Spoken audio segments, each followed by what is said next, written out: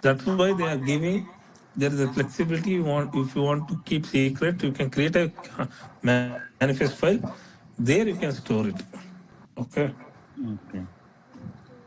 One second.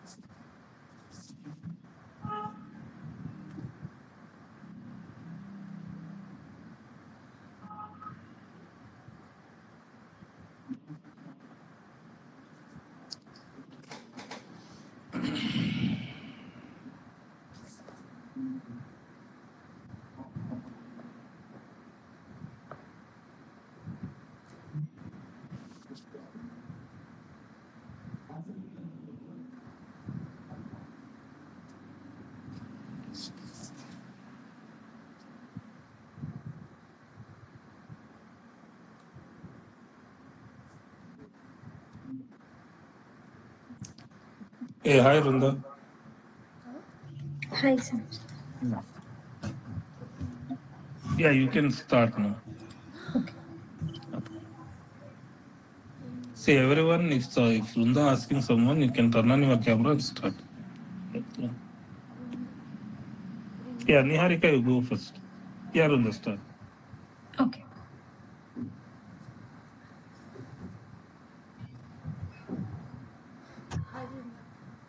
Hi. Am I audible? Yeah, you are audible. Okay. So, what is the use of Git stash? Basically, it's a temporary area where you can store the files without committing them. Like you can switch to another branch and work on that branch. We do use Okay. Stash for that. So, what is Git stash pop and Git stash apply? Basically, Git stash apply will apply the changes in the stash area, and it will move to the another branch. When it comes to the pop, it does not keeps the committed changes in the stash area, and it directly moves to the branch.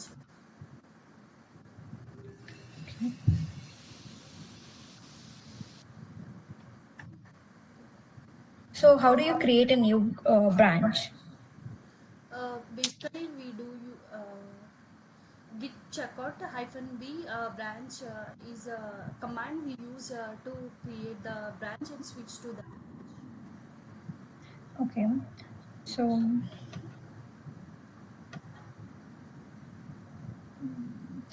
what is Git merge? Like, what is the main difference between Git merge and Git rebase?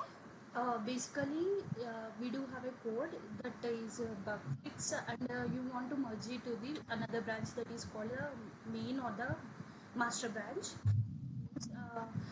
When it comes to rebase, it has different features like Git squash, and we can even change the commit messages. In rebase, when we are ready to merge the branch from one branch to the another branch, like if you consider the future branch and you want to merge it to the master branch, we use git rebase. Basically, if you have a lot of commands, if you do have a lot of commits when you are working on different microservices, considering the example as Amazon, it has many commits. When it comes to git cherry pick, basically git cherry pick is useful for picking one commit from one branch without merging it. It is useful for small applications. When it comes to the git rebase, we do use for larger applications. So when you use git rebase for, then it will create the history on the top of the master branch. Okay. Mm,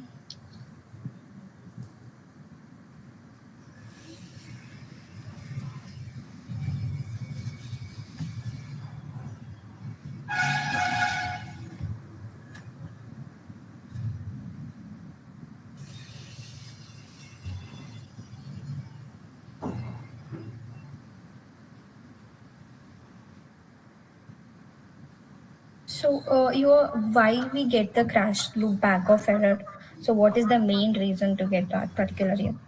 Yeah, crash loop back of error may occur because of the reason if the memory usage that has exceeded than the allocated one, then the crash loop back off may occur. And even when you consider the liveness proof, the health of the pod or the container is it is going on restarting, and it is unable to create. So this might be the reason why we get the loop back of error. So, when you get the crash loop back of error, so what are the actions you will take? Yeah, basically, you can even create like a pod. If you have a pod that you are creating, it is unable to create. You might create the volume and attach to the particular instance, and then you can create the file system there, and you can use the volume mount points and extend the volume. Then you can create the pod. Like, so how will you get to know the so how will you like first action what you will take, like how will you get to know that you will get a crash loop back error? So Ah, what command particularly you use? Basically you can get the like describe pods, kubectl describe pods. When you apply this, then you get to know that there is a issue like a crash loop back off. You can extend the memory with the help of the volumes, and even you can check with the container if it is having the exact image name, or the image does exist in the private registry that we are pulling or not. You can check. Okay.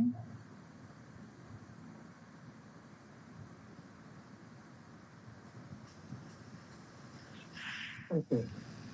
Yeah, next, Siddesh. Yes, sir. Turn on your camera.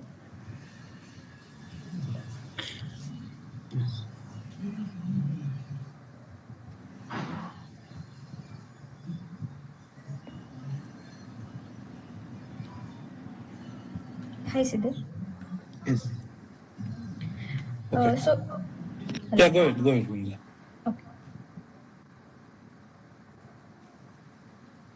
Yeah, you can ask Rundan. Okay. Okay. So how do you delete an image that is still used by the container? For example, like you want to remove the particular image. How do you delete that particular command you use to delete the image? So, in the case of dangling image, you asked. Okay. Uh, no particular image that I want to delete. Particular image, I go with okay. Particular image. Any image that you want to delete, what is the command Doc, like? Dakar RMI and then followed by the image, Okay. So, image name or image ID.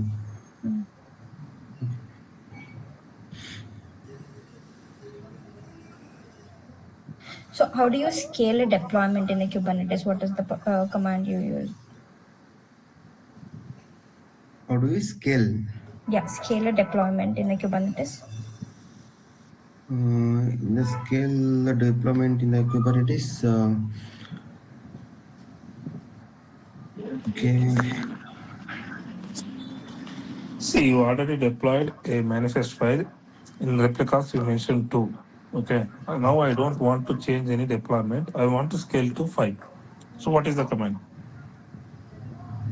So in the command line, I will go with. In the command line, I don't want to change in deployment. Okay, cube, I given the command like kubectl, a scale, and then deployment, followed by the deployment name, and then hyphen hyphen, I will give the replicas equal to 5. We need to scale the 5. So I will give the this command. it will run the 5 parts. No. Is that correct? In the manifest, I will in the spec kernel, I will in the replica Yeah, I session. I don't will want to give. change my deployment. See, I'm just command line. I need to increase the number of parts. Okay. Command line, I will go with the kubectl scale Mm. deployment name, and replica is equal to 5 in the command line. So take a scenario like you deployed one application, okay? On that time, the config map and the secrets are there, okay? So your pod is started, your application is running. So someone later deleted the config map and the secret. So will that pod will run or it will get an error? In this scenario, pod will run, sir. Why? Uh,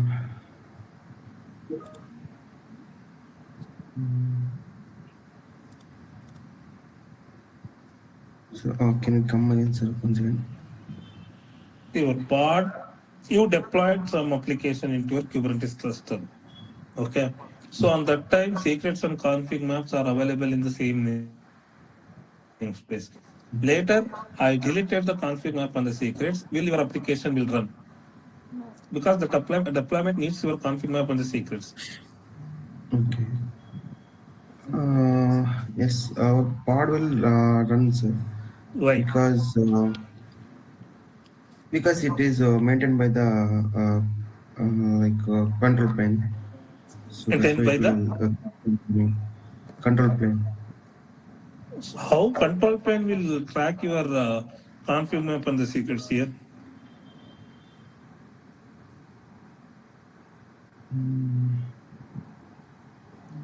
Yeah, Nagareti.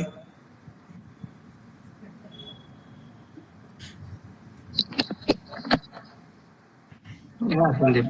Yeah, it's basically my pods has to be running even we don't have a config and secret because it's already old volume is mounted to for that particular to my pods. So that has to take that mounted volume and has to be run. So there is no require of config map and secret for some limited kind of period. So not all the time, but it has to be some limited time period has to be run.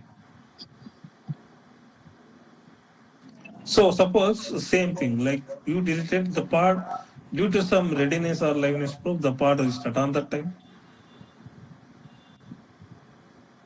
So come again. Okay, you said your application will run. Okay, so after some time, there is no secret in the config map. After some time, your pod gets restarted. So will this time the pod will work or not?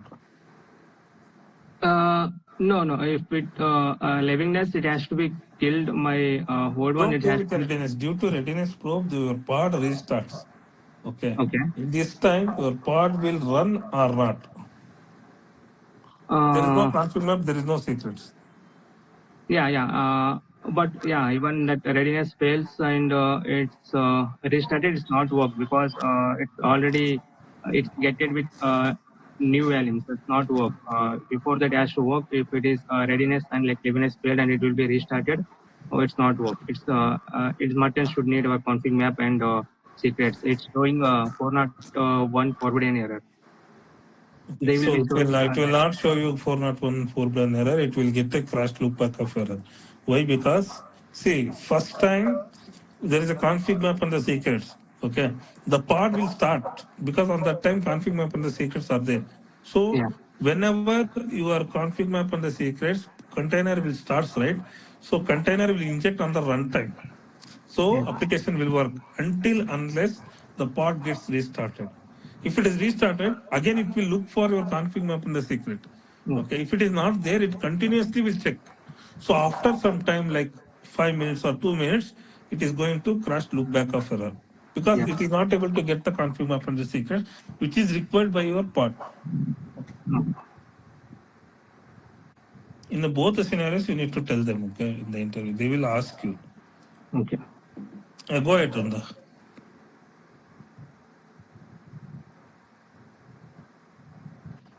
Randa, are you there? Yeah. Am I audible? Yeah, Vrinda. Yeah, you are audible. So how do you manage the Terraform stateful?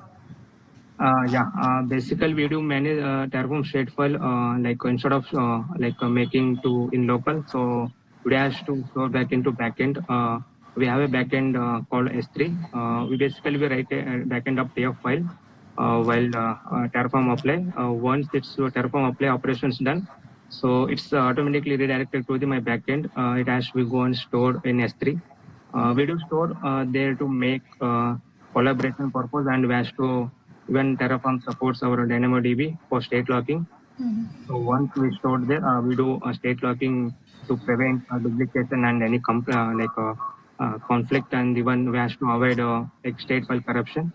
And we also have a IAM policies to restrict someone has to access. We have to restrict them to only we have to allow to the Terraform proveners. And yeah, you also encrypted. We have a KMS, so with help of that we have to encrypt it also. Yeah, so for secure as you know, like stateful is contains all the configurations and metadata, and we can call it as a memory of our Terraform. So yeah, it's securing the state file in the backend.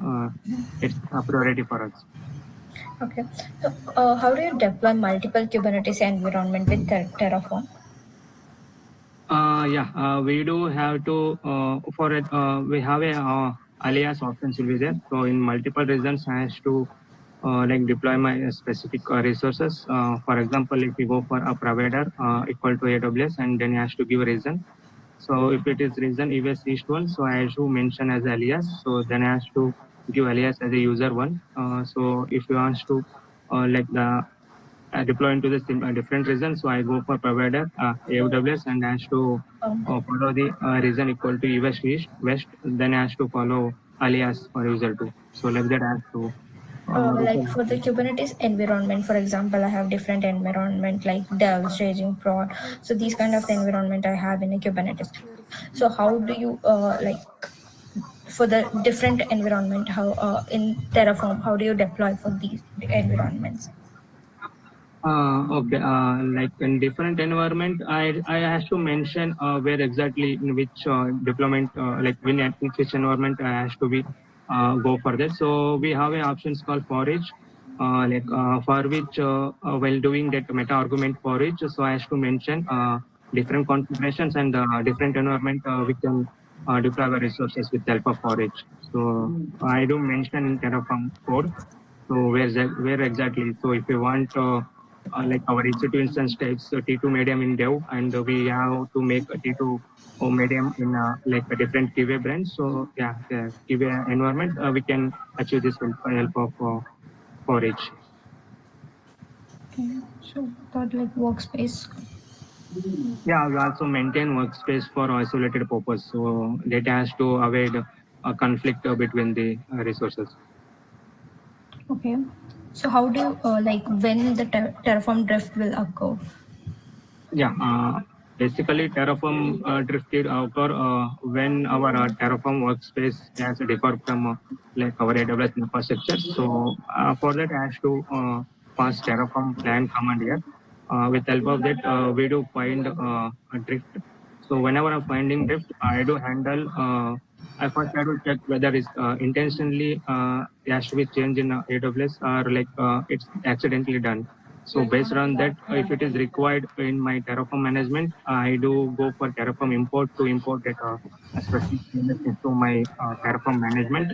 If it is accidentally done and there is no requirement for our Terraform management, so then I just go for Terraform apply, reapply to I don't to avoid the changes. And as I say, in my for the best practice, I just give suggestion to my teammates to don't put changes to console.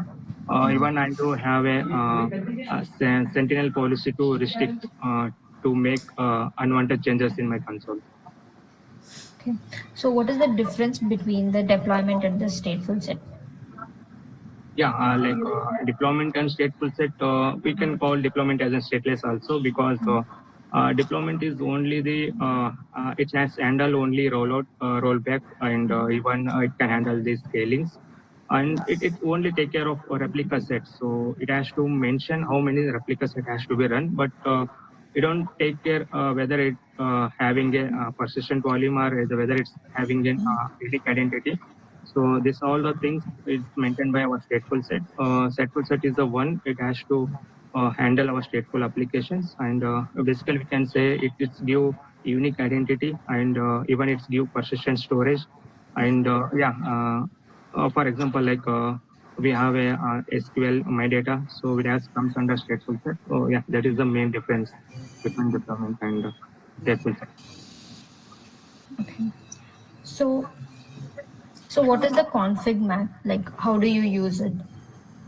Yeah, config map is one of the component we do find in our Kubernetes. So basically, we can store configurations of applications. Means like we basically storing non-confidential data.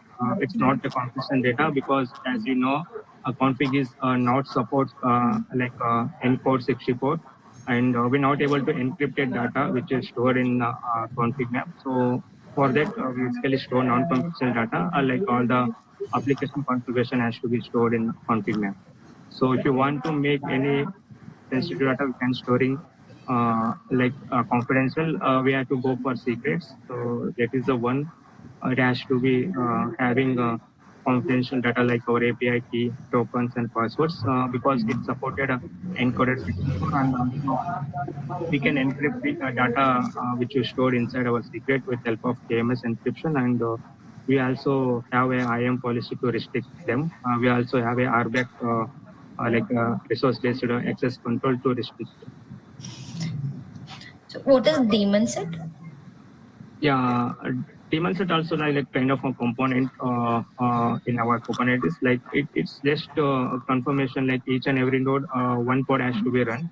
So that has to be taken care by my daemon set, and it is be whenever a new pod is created, so it supports auto scaling. Make sure that node has to be run at least one pod. Whenever my node gets deleted, so it automatically remove my pod also, and even it's cluster wise supports like we have a network and monitoring these things, and as I said, like it supports some scaling like auto scaling, and the things you work in the daemon set, we have a log. So logs has to be stored in /var/log and /application.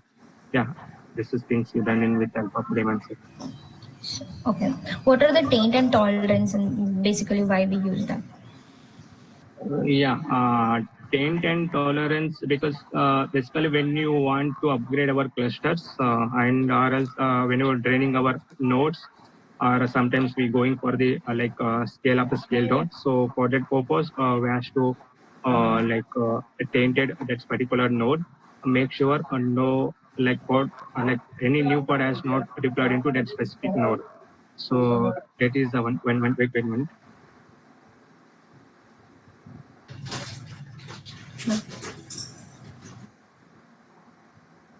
Sorry, Rhonda. I have some disturbance. Sorry.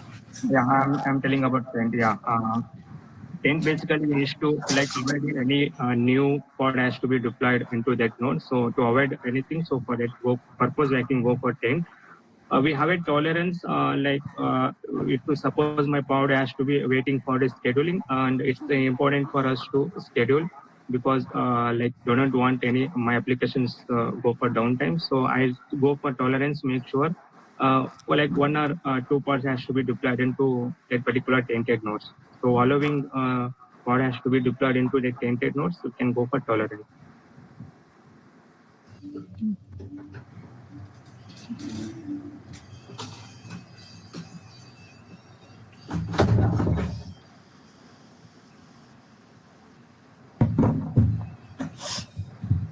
Okay, I'll move on to the next one. Thank you, Nish. Thank you, Linda.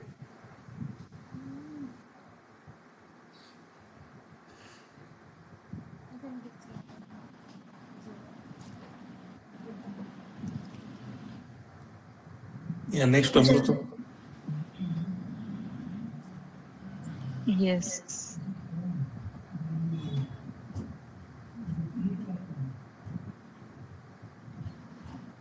Yeah, understood. Yeah. So, am I audible? Yes, Nanda. Okay.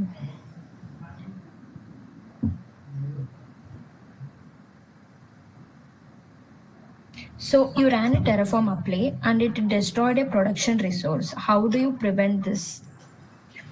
We can make use of life cycle here. So we can use prevent the destroy life cycle here, so that it will unnecessary deletion or destruction will be avoided with the life cycle.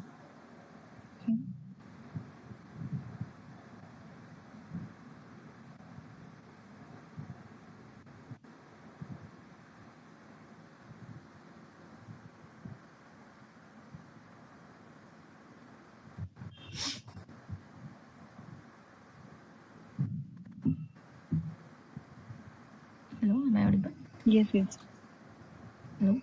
Yes, you are audible. Okay, sorry. So what is horizontal pod auto skill? So if my pod requirement is like a CPU and memory requirement, we wanted to increase the pod. Okay, so that time, so we have to mention like, so how minimum requirement of decide and minimum pods we can mention in here. So in the horizontal, so that whenever the traffic is high, so that we decide pods should be running. So for that, we will make use of horizontal podding, basically to increase the pods based on the traffic. So decrease the pods based on the requirement of traffic. So we can make use of horizontal podding. Okay. So the website is like, for example, your user complains the website is slow, but the CPU and the memory look normal. What are the things that you will check, like your website is slow? So how do you check? Okay, memory CPU issue is not found, so it is run. It is with the limit. Mhm. Like it's look normal, like CPU and the memories that is fine. So, but your website is slow. What is the what may be the cause of it?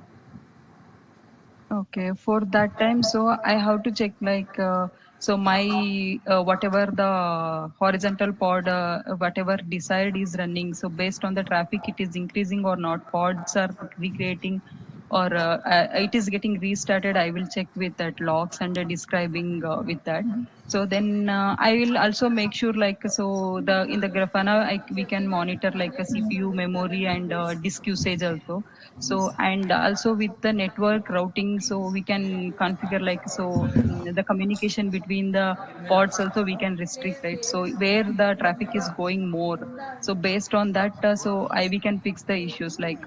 So only with the pod example, we have a front end, back end, and a database connection. So only the over time that traffic is going only the back end. So based on that routing, we can fix the issues. Basically, we check the network things.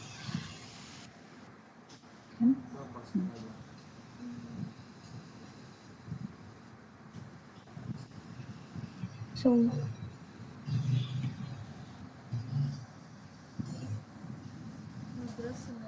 so can you explain the Kubernetes architecture? Yeah, Kubernetes. So we do have a two like, so one is master node and one is a control node. So like a worker node. So in the worker node, so we have a pod. It's a small deployment, and we have a queue proxy which is taken care of communication and routing network. Set network configurations will be taken care by queue proxy, and we have a kubelet here. So kubelet will be like responsible for what are all the pods are running or not. If it is not running, it will interact with a API server, and it will make sure it is running. And also the control manager we have. So not control manager, runtime. So it is a software like, so it will be taken care of. It is actually the pod is running or not, it will be taken care. Coming to the master node, so we have a API server, etcd, and a control manager, and we have a scheduler. So whenever the API server is the intermediate for the control manager and master node, so whenever the request coming from the outside, it will based on the traffic, so it will route across the pods based on with the help of scheduler. Scheduler is responsible to which pod to be deployed, so that will assign. And etcd, it will be storing the key values, so what are all the configurations, and it's like a backup database. So what are all the cluster and code nodes, everything is running, it will be stored here. And control manager, it will be taken care by like what are all the nodes are running. If it is node is down, so how to like it should be recreated, so that management will be taken care by control manager. So if the master node goes down, so will the worker node work? Like, can we access that application? Like request is not accessible with the master node, so then the worker node will be not accessible. Like the request will be coming from the API server. From API server, it is in master node, right? Already అడిగినవి 100 సార్లు ఉన్నారు. నిద్ర వస్తుంది నాకు. Okay. So how will store the credentials inside the Docker? Can we store the credential inside the Docker file? Inside the Docker file, we cannot store actually. So if we are using Docker credentials with the base 64, we have to encode that, and we have to store that it is in a AWS configurations. So for that we can call that credentials like AWS Secret Manager we have. So if we are not storing there, so we can make use of base 64 to encode that, and we can call it.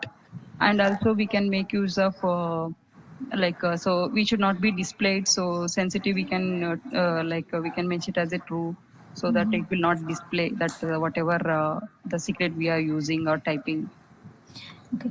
So when you create a pod, will it have an IP or a port? Whenever we have a created IP pod, there will be a IP. Yeah, it will assign IPs. Okay. Can we create a multiple container inside the pod? Yes, we can contain. We can So create. will that containers will have the same port or a different? No, different port we have to mention. Okay.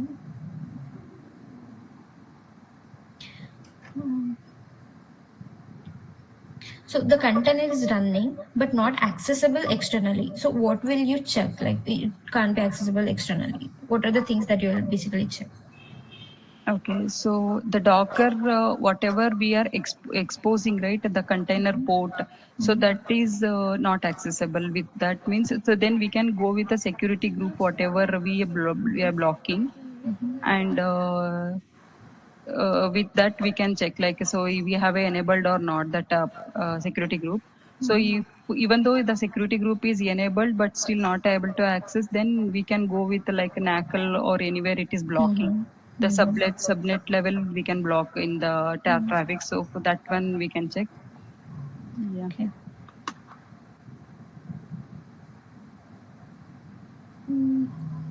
Then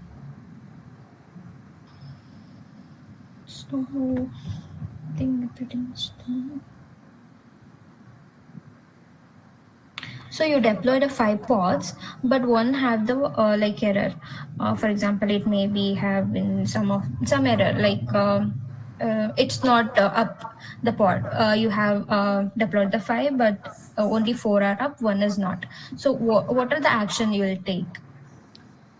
So maybe first I will check like which pod a kubectl get logs I will check. So the pods are running or not, I will get to know like a pod kubectl get pods. So if example I have mentioned 5 replicas, the 5 is not running, only 3 is running. So I will check the logs of that, and I will go with the describing those pods. Maybe the issues like, so the 2 pods are deployed because of the nodes are free. Maybe the nodes are filled with like a CPU limits or memory limits. So maybe nodes are not free, or maybe nodes are tainted, or the nodes are expecting affinities. So that one, and yeah, that labels and selector is not matching. So based on that, it will be not deployed, means it's not running. So if we are, if we found one of these is not based on that is not deploying, then we can fix that. చాలమ్మా నాకు వస్తుంది మంది ఉన్నారు So what is the affinity and anti-affinity?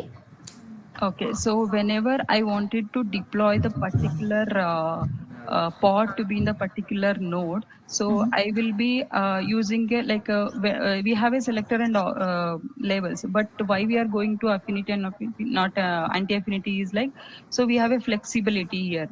So whenever we have a two option layer like required and preferred.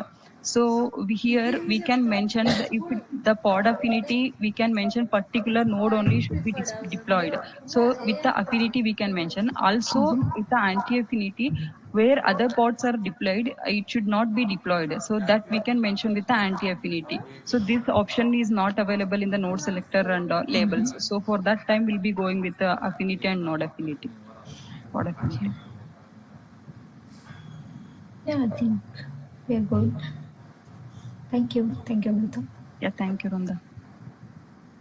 మంద అంట జయరామ్ అంటారు Jayaram Jairam. Hi, Rana. Good evening. Hi, good evening.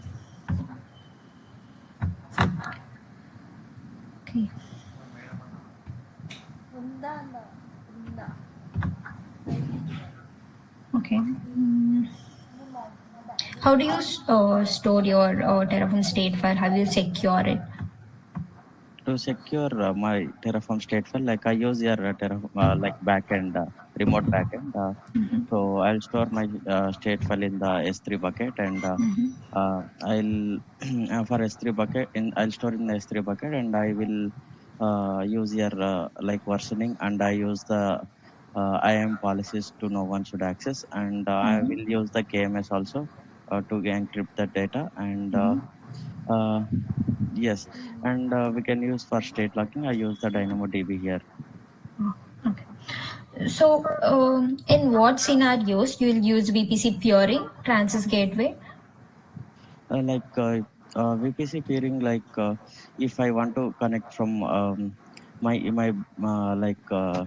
for single VPC to single VPC, for this purpose I go for the only VPC peering. For the transit gateway means I have multiple VPC peerings. I have so your transit gateway will act as a central hub, and it will route the traffic privately without like exposing to the internet. So I use your transit gateway, so we can pair for multiple VPCs for private subnets. Okay.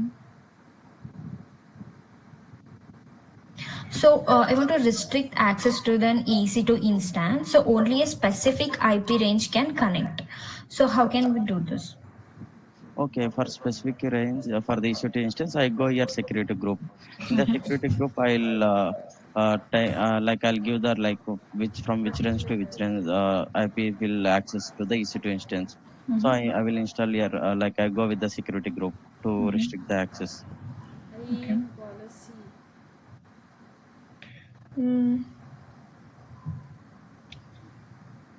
So I want to allow the subnet to access the internet without exposing them directly. Okay, our private subnet, it should not be exposed outside the internet. Yep. So I will use your endpoint. So with endpoint, we can use the services, whatever the services we want, like S3 or the services, whatever we want to use. We can go here, enable the endpoint, and we can enable the service to which service we want to access. So we go with the endpoints. Okay. So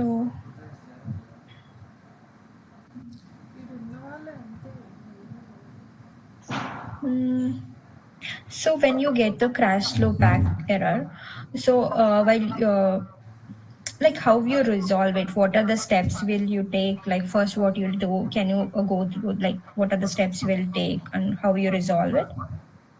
Yes, whenever I get a crash to backup notification by using the Grafana, like we use here, right? Not like that is a crash to backup we are getting.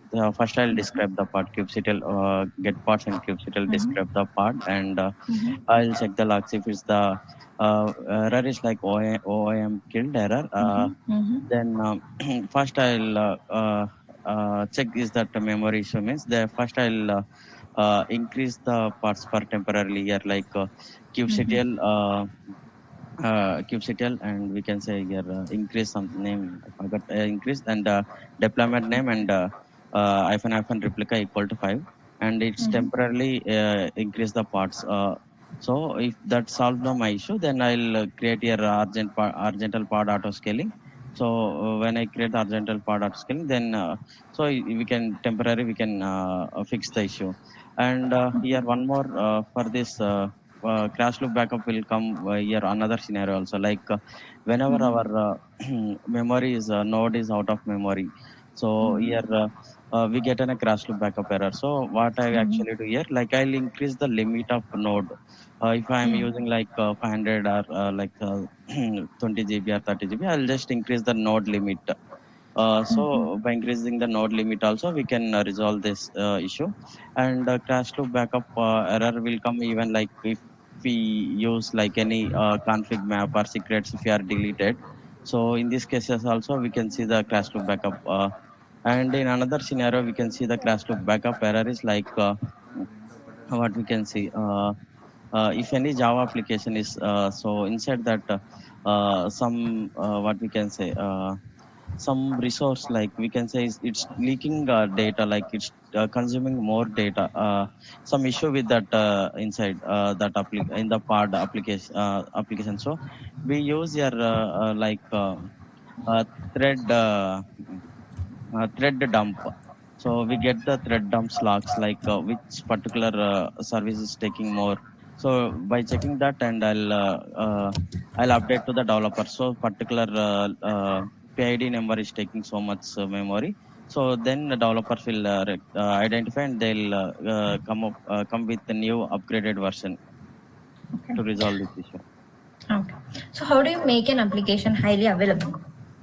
To make an application highly available um, in the Kubernetes or normally In AWS, like for example, I want my application to be highly available. What are the steps you will take? What you will suggest? okay, in the AWS, if I want my application is highly available, I'll like I'll make sure my application is available in the multiple zones, even if the one zone is get down or due to of any just as like something if something is happened, then the application should be can available from the different zone. So I can use here by deploying my application in the multiple zones. Okay. So can you explain me the like how your CI/CD work, like in the pipeline? You have integrated your full pipeline, how it works, what are the stages that are included, and everything. Yes, my CI/CD pipeline, like I first go with the checkout stage, and after the checkout, I use the clean environment of the stage to clean any temp files we have, and if there is any previous like previous data, if it is there, so I'll use the clean environment, which will delete those temp files and the cache whatever it is there. And next is I go with linked. Linked is basically used for the what we can say to resolve the to rectify our program errors in the early stage only. So I go with your lint, and next stage I'll go with the what we can say I go with your static code analysis. So with the static code analysis, it will scan our entire code, and it will send to the dashboard. Like if we set that static quality gate is the 85%, or like how we set, like so it will scan our entire code. If that code quality is passed, then it will move for the next stage, or it will stop there only. So I use your static code analysis. Next I'll go with the build stage. In the build stage, code is compiled and are packaged. If you are using the like Java means, we use the tool like Maven here to code is compiled or packaged. And next is I go for the unit testing. In the unit testing, we use for the automated tests are executed to validate the code logic. And next I go for the like Docker image build in my pipeline. The Docker image build will basically Jenkins build a Docker image by using a Docker file, and it stores in the Amazon ECR. Then I go for the after image Docker image build. Then I use the Docker image scan, like if there is any vulnerabilities in the Docker build, and I'll go scan with the by using a tool Trivi. After scanning my Docker image, and I go for the staging deployment. Then here my code is deployed to the staging environment. Then I go for the manual approval. Like once that staging deployment is working fine, and once everything is tested, it's working fine. Then I go for your production deployment. Here I usually go with my CI/CD pipeline. Okay. So what are the deployment strategies that we have in Kubernetes? Like, can you explain on what you have worked on? Yes, in the Kubernetes we have deployment strategy. We have staging and pre-prod, and we have the production. These are the staging we have. Like if we want to upgrade any versions and all, the first we test with the lower environments in the staging environment and pre-prod environments. And once we test in this environment, then we deploy into the production.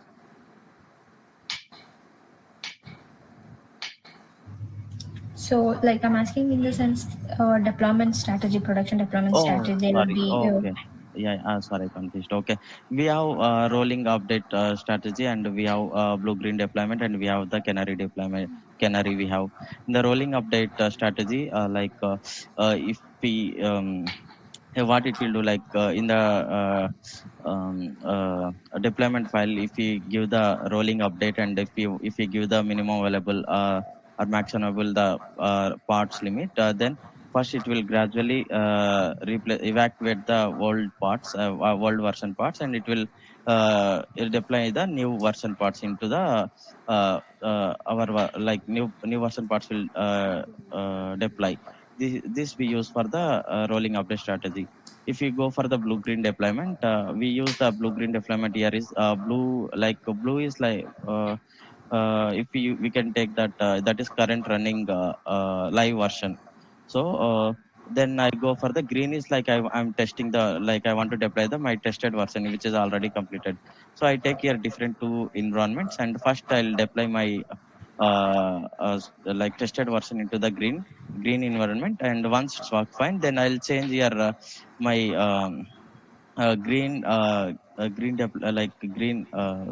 that I will move here service. We have right services are here what we can say ingress controller. Here I will change the traffic from green to the blue.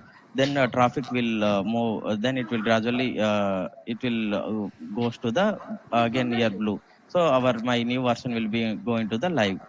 And coming to the canary deployment, here like what we do is actually first we'll take the few amount of users, and we'll test with the few amount of the users my new version is working or not.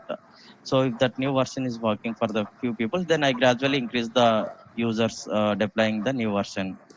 So these three we follow for the deployment new version. Yeah, that's good. So, what is the difference between the count and for each in Terraform? Sorry, count? And for each.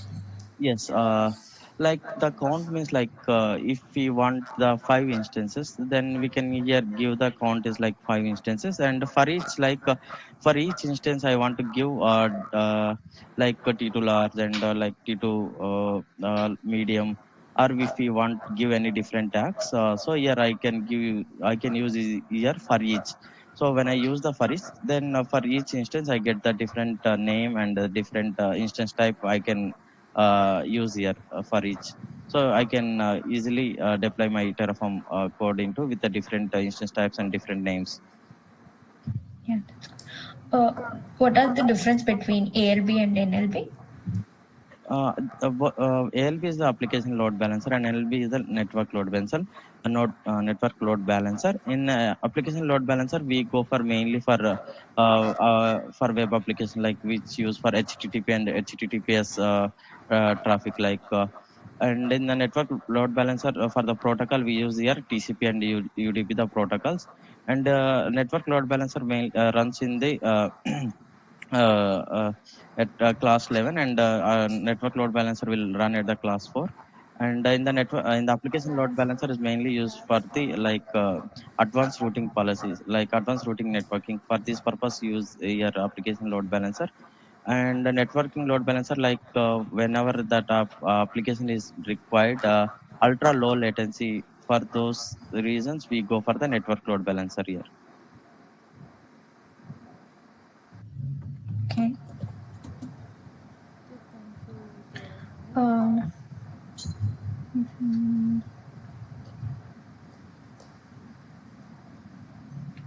Mm, okay, that is done. So I think we are done here pretty much. Yes, thank you. Yeah, thank you. I think it's already time. We can wind up, I think. Yeah, thank you guys. Yes, thank you. Thank you, Vrinda. Thank you. Yes, thank you.